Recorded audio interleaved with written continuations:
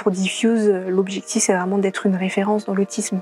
Elle serait fière de ne pas avoir abandonné ce domaine-là. Depuis que je suis toute petite, je voulais être médecin. Ma mère, elle est rentrée du travail, elle était complètement le nez en sang. J'ai toujours eu ce côté un petit peu volonté de créer, d'entreprendre. Je vois vraiment avoir cet impact dans la santé que j'ai toujours voulu avoir. Bonjour, on se retrouve sur le campus Aix-Marseille-Provence de Mines Saint-Étienne. Aujourd'hui, on reçoit Asma. Asma, tu es doctorante et entrepreneuse ici à Mines Saint-Étienne. Et aujourd'hui, tu vas nous parler à la fois de tes travaux de recherche, mais aussi de ton entreprise Diffuse, qui est une entreprise qui a pour but de créer des capteurs portables pour gérer et en tout cas prédire les crises chez les patients atteints d'autisme. C'est ça. Est-ce que tu peux nous parler un peu de ton parcours académique ? Alors du coup, j'ai eu un parcours assez commun. J'ai fait un bac S et ce qui m'a porté tout le long de mon parcours académique, c'est le fait que je voulais travailler dans la santé, je voulais avoir cet impact dans la santé et notamment, depuis que je suis toute petite, je voulais être médecin. Et en fait, vous voyez bien que je suis pas médecin.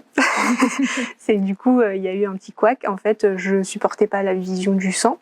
Et donc, j'ai dû remettre en question tout mon projet, tout ce que j'avais envie de faire depuis que je suis petite, en terminale, au moment de faire mes vœux de choix d'orientation. Et donc, j'ai découvert à ce moment-là qu'il existait d'autres voies comme la prépa, les écoles d'ingénieurs. Je viens d'une famille où on n'a pas fait trop d'études, donc on n'avait aucune connaissance de tout ça. Et je me retrouve un petit peu au niveau, à faire une prépa, très cliché, comme on l'entend, c'est-à-dire ça a été très compliqué. J'ai eu beaucoup de remises en question à ce moment-là. J'ai eu beaucoup de mal à me sentir à ma place à ce moment-là, puisque j'ai dû aller sur Paris. C'était la première fois que je quittais ma famille. Je me suis retrouvée un petit peu seule au milieu de tout cet environnement qui a été compliqué à adopter et à accepter pour moi qui venais un petit peu plus en Seine-et-Marne, un petit peu plus loin. Donc j'avais pas du tout cette vision-là de l'école stricte où on nous met en condition de compétition H24. Et donc là, je me suis prise un vrai mur pendant 2-3 ans en prépa. Donc j'ai quand même pas abandonné. J'ai réussi à à tenir le coup pendant ces 3 ans. Et j'ai eu un concours, donc j'ai eu une école d'ingénieur et heureusement que j'ai pas abandonné puisque je me suis retrouvée en école d'ingénieur, ça s'est très bien passé et j'ai pu me spécialiser à ce moment-là en biomédical. Donc j'ai rattaché le wagon de la santé et donc tout ce qui faisait sens pour moi avant, j'ai pu reprendre un petit peu le cours de mon histoire en rattachant le wagon de la santé sur ce côté école d'ingénieur.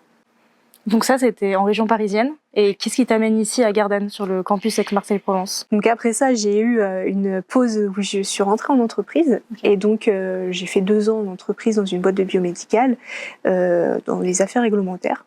J'étais un peu plus dans le backstage de ce qui se passe au niveau du biomédical. Et ça m'a pas parlé. J'ai eu du mal un petit peu à me sentir épanouie dans ce niveau, dans ce métier-là.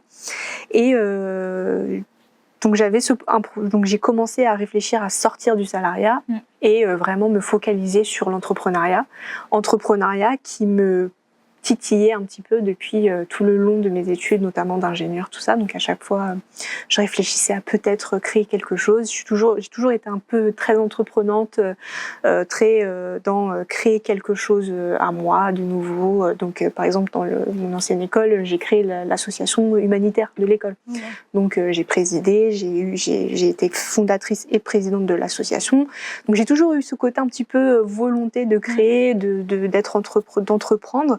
Et au niveau du salariat, quand je me suis rendu compte que c'était pas pour moi, j'ai eu l'opportunité ici à Gardanne de continuer de faire une thèse en bioélectronique et ça rattachait un petit peu, ça correspondait au sujet de mon entreprise que j'ai envie de créer, de la start-up que j'ai envie de créer, qui est un capteur dans l'autisme. Ok, donc tu avais déjà ton projet entrepreneurial en tête, ouais. Et donc la thèse est venue un peu servir ce projet-là. Exactement. Donc c'est quoi tes travaux de recherche ? Qu'est-ce que tu étudies exactement ?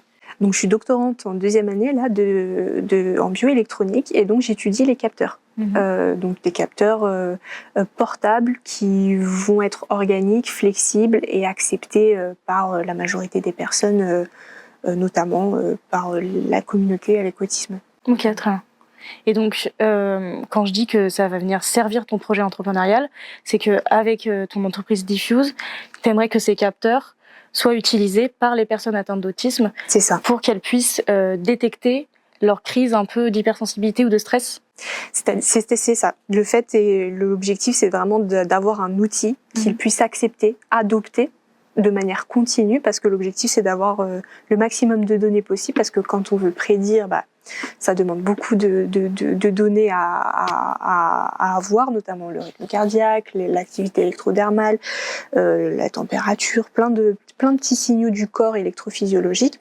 Et l'objectif, c'est vraiment d'avoir ça le maximum de temps possible. Parce que si on veut prédire un état, il faut qu'on ait la donnée sur le long terme. Le problème aujourd'hui, c'est que dans l'autisme, ils ont cette hypersensibilité un petit peu au toucher, la majorité d'entre eux, et donc poser un circuit, quelque chose de dur un petit peu partout, c'est compliqué pour eux. Donc avec les capteurs organiques flexibles qui sont potentiellement même invisibles, ça peut être sous forme de tatouage, sous forme de textile. Dans ce cas-là, on peut leur permettre d'avoir le plus longtemps possible un capteur sur eux qui va venir capter ces petits signaux-là, et ensuite on va pouvoir traiter cette donnée-là de la meilleure des manières pour pouvoir prédire un état de stress et donc de crise dans l'autisme. Tu nous as amené un exemple de capteur. Est-ce que tu peux nous montrer un peu à quoi ça ressemble ? Et donc, par exemple, moi, sur mon sujet de thèse en particulier, je travaille sur les transistors organiques. Okay. Donc, les transistors, c'est ce qu'on trouve un petit peu partout, dans les puces, dans tout ce qui est dans le téléphone, dans les montres, on a des transistors. Okay. Et c'est ce qui est dans le circuit. Le circuit, c'est, je sais pas si vous imaginez la petite puce, c'est dur. C'est quelque chose qui, quand on le touche, c'est dur. On peut pas le plier, ou c'est pas flexible. Et en fait, les transistors organiques permettent un potentiel rendre flexibles ces puces. Donc c'est encore un état de recherche. Donc là, on essaie de travailler sur leur performance, savoir comment les intégrer. Et en fait, c'est des électrodes qui vont venir amplifier le signal, traiter le signal, filtrer le signal directement à partir de polymères, de matériaux. On va pouvoir agir sur le signal directement sur notre électrode qui est flexible. Donc on peut le mettre un petit peu partout, sur du textile, ça peut sur un bracelet qui se plie, qui se tord. Et l'objectif, c'est vraiment d'après pouvoir avoir ce signal en continu, et ils ont ce potentiel d'avoir une consommation en énergie qui est moindre. Et donc c'est aussi un des challenges aujourd'hui dans les wearables, dans les capteurs portables, c'est de réduire cette consommation en énergie, parce que plus on a de données en continu, plus ça va être lourd, plus ça va être compliqué à traiter, et donc les transistors organiques par exemple permettent de réduire ça et d'avoir dans un futur proche des capteurs totalement flexibles avec une consommation d'énergie moindre. Donc ça serait trop bien. Et c'est vrai qu'ici à Gardanne, au Centre Microélectronique de Provence, tu as pu trouver beaucoup de ressources pour ta thèse en bioélectronique. Exactement. On a une salle blanche notamment où on fait de la microfabrication, où on peut notamment produire beaucoup de capteurs. Ok, trop bien. Et donc tu as beaucoup de ressources pour ta thèse, mais tu as aussi des ressources pour ton entreprise, puisque l'incubateur Team t'a accompagné. Est-ce que tu peux nous parler un peu et nous dire comment ça s'est passé ? Ça a été tout de suite au moment où je suis rentrée à l'école. J'ai été mise en relation directement avec l'incubateur Team. Donc l'objectif, c'était vraiment de cadrer ce qui allait être de la thèse, ce qui allait être de l'entrepreneuriat, et que ça fonctionne bien ensemble. Donc vraiment cadré d'un point de vue propriété intellectuelle, d'un point de vue ce qui peut se faire ou pas, et vraiment venir valoriser mon sujet de thèse en une start-up, en un projet entrepreneurial via des mises en relation avec tout l'écosystème que permet d'avoir l'incubateur. Ouais, il y a une vraie flexibilité en fait entre ton projet de thèse et ton projet entrepreneurial, et tout ça vient au service du terrain. Puisque toi, tu es assez sensible à ce sujet de l'autisme. Est-ce que tu peux nous dire pourquoi ?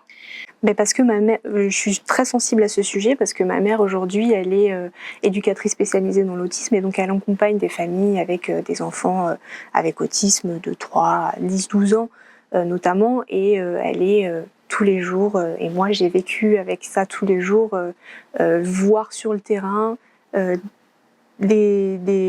comment elle accompagnait ses enfants et voir aussi comment ils réagissaient, donc les troubles du comportement, les crises, voir que c'est quelque chose d'assez quotidien, d'assez récurrent, que c'est un vrai sujet dans l'autisme. On n'en entend pas forcément parler de cette manière-là, mais pour moi la violence qui vient des crises, elle est assez importante, puisque un jour ma mère, elle est rentrée du travail, elle était complètement le nez en sang, et quand j'ai vu ça, je me suis dit il y a un vrai manque à ce niveau-là. Comment ça se fait que il n'y a rien pour l'aider à prévoir ou prédire ces crises qui vont arriver, qui vont être très violentes. Ouais, donc tu vas aider à la fois les personnes qui sont atteintes d'autisme, mais aussi les proches aidants qui doivent faire face aux crises. C'est ça. Parce qu'aujourd'hui, ceux qui souffrent d'un point de vue mental, qui sont en burn-out, en situation de burn-out, c'est les aidants, qui sont face à ces crises-là de manière imprévisible et qui sont à l'affût un petit peu tout le temps de ces réactions et ces comportements qui peuvent être violents. Donc au final, tout à l'heure, comme tu disais, tu as pu raccrocher les wagons avec la médecine parce que ça reste un sujet médical et technologique. Et donc la Asma adolescente, aujourd'hui, elle serait fière de voir que quand même tu as gardé la médecine en tête. C'est ça. La Asma de 15 ans, pour elle, elle va être médecin. Mais ce dont elle serait fière, c'est le fait de ne pas avoir abandonné ce domaine-là et de vraiment avoir pu continuer et d'avoir cet impact aujourd'hui, ce potentiel impact qui va venir sur ce domaine dans l'autisme et donc dans la santé. Elle serait fière aussi de pouvoir accompagner sa maman, je pense. Oui. Parce que du coup, tu travailles aussi avec elle ? Ma maman, c'est les yeux sur le terrain. C'est elle qui va venir un petit peu partager ce que moi je propose, les solutions, mes idées, et qui va les mettre qui va les concrétiser sur le terrain. Concrétiser sur le terrain en partageant avec les personnes qu'elle accompagne. Et donc, par exemple, dès qu'il y a un pitch qui est fait, elle va le partager un petit peu au niveau des familles. Et la petite larme qui fait que ça résonne en elle, en ces familles-là, ça prouve qu'on est qu'on est au bon endroit, sur le bon chemin, et que on fait pas ça pour rien. Tu nous parles de pitch, de concours. Tu en as gagné un récemment. Tu as gagné le concours Up to Start et tu as gagné 10 000 € pour ton projet. Est-ce que ça va concrétiser des choses pour Diffuse ? Ça va être le boost et c'est ce qui va permettre d'accélérer un petit peu tous ces concours-là. C'est l'accélération pour le projet. Ça va permettre d'avoir un prototype notamment le plus vite possible. Donc dans les mois à venir, là, l'objectif, c'est vraiment d'avoir un prototype fonctionnel qui permette d'aller ensuite tester sur le terrain, de passer aux cliniques, de vraiment interagir avec le marché de l'autisme et avoir les premiers retours, les premiers bêta-testeurs pour pouvoir vraiment avoir ce début au niveau clinique et avec les personnes avec autisme. Tu travailles avec des hôpitaux dans la région ? Enfin, tu as déjà des contacts ? Pour le moment, on a des potentiels partenariats, puisque l'école permet d'avoir cette mise en relation, notamment via l'incubateur. Donc oui, il y aura des relations avec les hôpitaux. Pour le moment, c'est pas, puisqu'on n'a pas le prototype encore, c'est pas l'objectif, mais on a bien sûr ça qui est prévu une fois que le prototype arrive. Donc c'est vraiment l'accélération. Donc court terme, prototype et peut-être d'autres concours ? Les concours vont continuer, donc l'objectif c'est vraiment de continuer sur cette lancée, de candidater et de vraiment faire voir le projet, d'avoir potentiellement des prix et des fonds pour pouvoir continuer à investir et proposer améliorer notre prototype, commencer les tests. Donc oui, là l'objectif c'est vraiment d'aller sur tous les concours possibles qui vont venir. Et ta thèse, tu vas la finir quand ?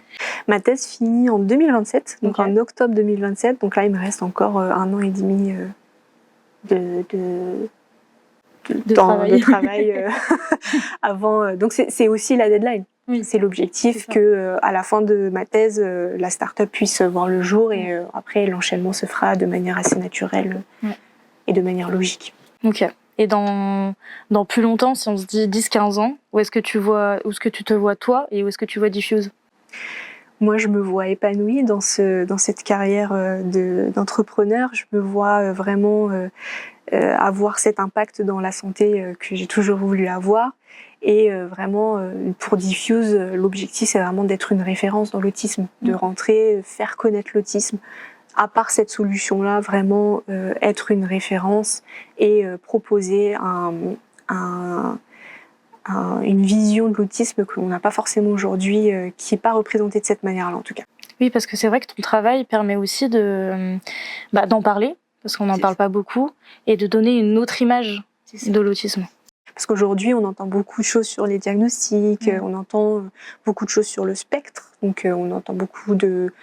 L'autisme est unique en fonction de chaque personne, mais on n'entend pas forcément la réalité de la souffrance du terrain. C'est quelque chose qui n'est pas forcément représenté, puisqu'on est encore en train de parler des diagnostics, donc on ne réfléchit pas forcément aux solutions qui viennent après. Et c'est vraiment là qu'on veut se positionner avec Diffuse en tant que solution et vraiment faire connaître cette possibilité d'accompagnement après. Et donner un petit peu plus d'espoir à ces familles qui, quand elles ont le diagnostic, pour le coup, ne savent pas forcément où aller, quoi faire et comment se retrouvent avec cette espèce d'épée de Damoclès au-dessus de leur tête sans pouvoir forcément savoir où aller et comment agir. En tout cas, tu es vraiment un super exemple de quelqu'un qui avait un projet en tête et qui a su un peu faire son chemin pour le développer, et notamment grâce à la recherche. Et comment la recherche est venue un peu propulser et en fait te servir d'outil à la concrétisation de ton projet pour aider des gens sur le terrain qui sont en souffrance. Donc bravo à toi. Merci beaucoup. Merci beaucoup d'avoir répondu à nos questions. Merci à vous de m'avoir invitée. Et merci beaucoup. On vous dit à bientôt pour un nouvel entretien.